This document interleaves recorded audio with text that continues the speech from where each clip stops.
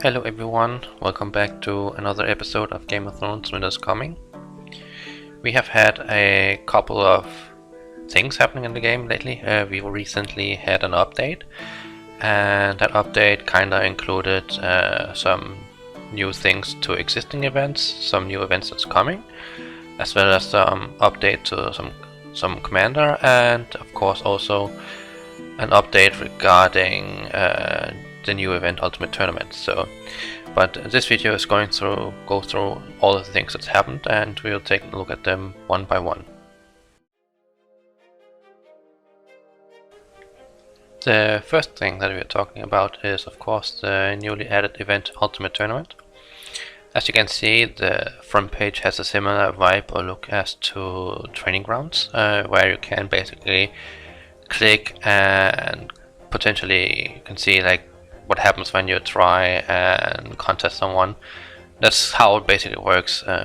You will set up your attacking formation and your defensive formation, and then you basically attack someone, and you can take a look at certain aspects to kind of get an idea of how their setup might be. And of course, once you have battled them, there will be a battle record where you can go in and check the details about the battle to see if you need to change around your formation to actually be able to beat the other person, or if you're just straight up losing against the other person.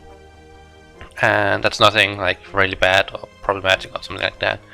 That's just how the system works. There are of course rankings, and the rankings are based upon the server rankings, and these rankings are based on current points that you get from either winning or losing, even if you are just not attacking anyone, just playing defensive. If you win defensive battles, you still get points, and if you lose defensive battles, you still lose points. So your in general update and general points can be updated throughout the day and go up and down in that regard. And of course the rules are fairly simple. Right now it's just the regular season. Top 16 goes into playoff season, and then there are of course the different leagues that you can go into, where depending on what level league you're in, the amount of neighboring kingdoms that you have to face will be increased as well, so keep that in mind as well. And of course troops and attributes, very important. Certain bonuses like Lord bonus, equipment, talents, badges and so on will be applied to all three armies, whereas stuff like Hall of Faces, Scepter 7 buffs, Great City and so on are not included in the buffs. So it's definitely interesting to see. You have 5 attempts a day, and they will reset each day, and you can buy more for blue diamonds as well. And furthermore, there's of course also the playoff season, which comes the week after the regular season, and you will have time to set up things. And yeah, so that's kind of a rough go through with Ultimate Tournament now, but that's what's been added for now.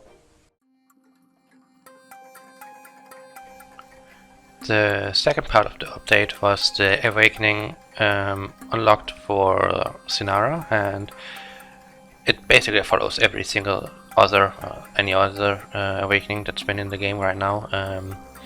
Basically have to use the books to upgrade them. You awaken them with stars and tokens. Sinara is based on epic tokens, and of course each star awakening gives you a certain increase to either the skill damage or cooldown decrease or max level limit and so on and so on. But the main thing that people are probably interested about is to see what the ability is for the commander. And for Sinara's case, it's basically that the ally commanders are unable to cast active army skills and are unable to initiate a weakness attack, but all melee troops attack, or when all melee troops attack, there's a 50% chance of attacking one additional time, and the additional attack deals 30 damage. So it's basically a interesting setup, let's say like that. I'm not entirely sure how strong the army skills are from commanders, but I suppose they can be fairly strong, and it's basically a complete opposite to Layla, which allows you to use, or the female commanders can use the active skills several times if lucky. So it basically depends on, I suppose, whatever matchup you're having. I would assume that this is okay if you have a neutral matchup against the enemy side, and it's probably a losing situation if I'm not sure actually. The numbers behind that kind of wonky, kind of weird, but since it says melee commander should not apply to bows, but apparently it still applies to bows, and there's like some odd stuff going on with the skill still, but it's been added.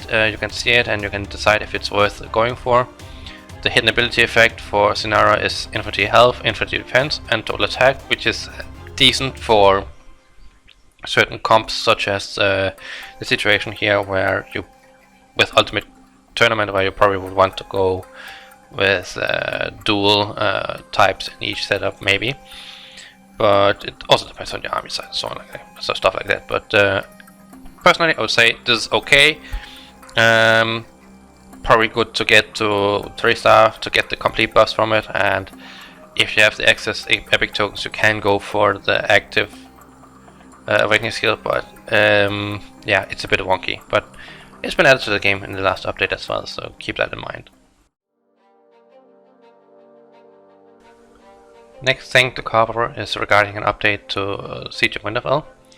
In the past, Siege of Winterfell map looked like this. It was fairly simple. You could go through terrain, you could go through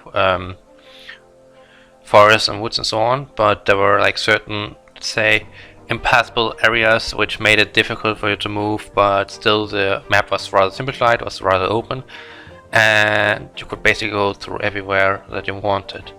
But assuming I do things correctly, then you should be able to see a map currently on the screen, which is the new map that they have added, and the red pointers around the map are basically how to say the shortest routes possible to each position on the map. And they have added a bunch of things now to the new map. First of all, the forests have become so dense that you can't really walk through them, from what I can see. They've added bridges and water. There's been more mountain ranges and stuff like that as well. So the map has become more difficult to navigate, and it also takes, from what I can see, it takes longer for you to come from one side to the other side based on the new map compared to the old map.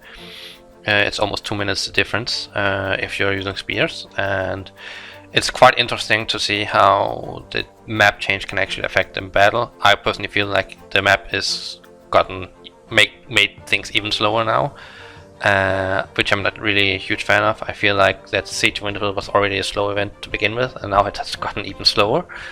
But it's something that's been added, something that will take some time to get used to, for sure, but I'm probably late out with that. I'm sure there are probably plenty of people that have focused around that, and they already know that how to navigate and how to play it. But yeah, we can move on to the last thing.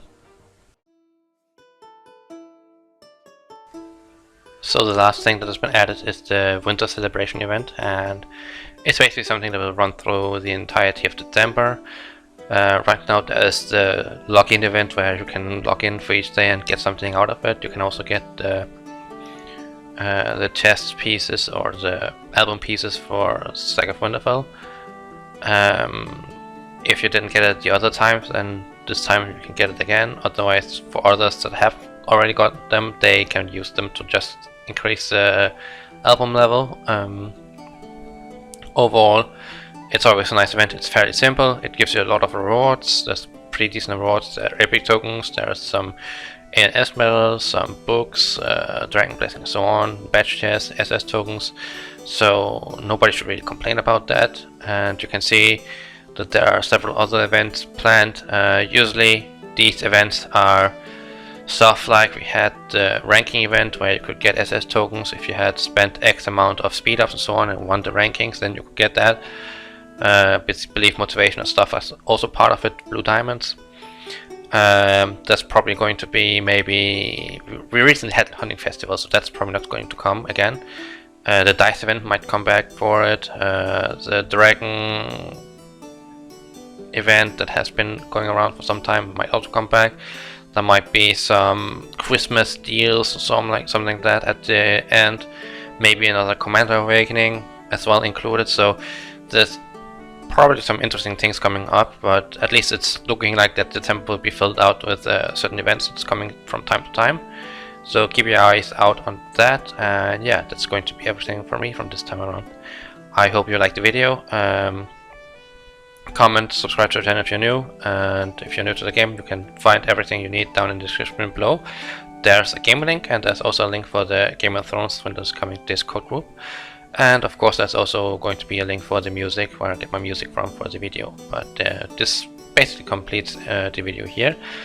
And I wish you all good luck with your Siege of Winterfell season, and I wish you also good luck with the upcoming events, and may you all have a nice weekend. We are going to see what's happening in December, and this is going to be all. So bye bye!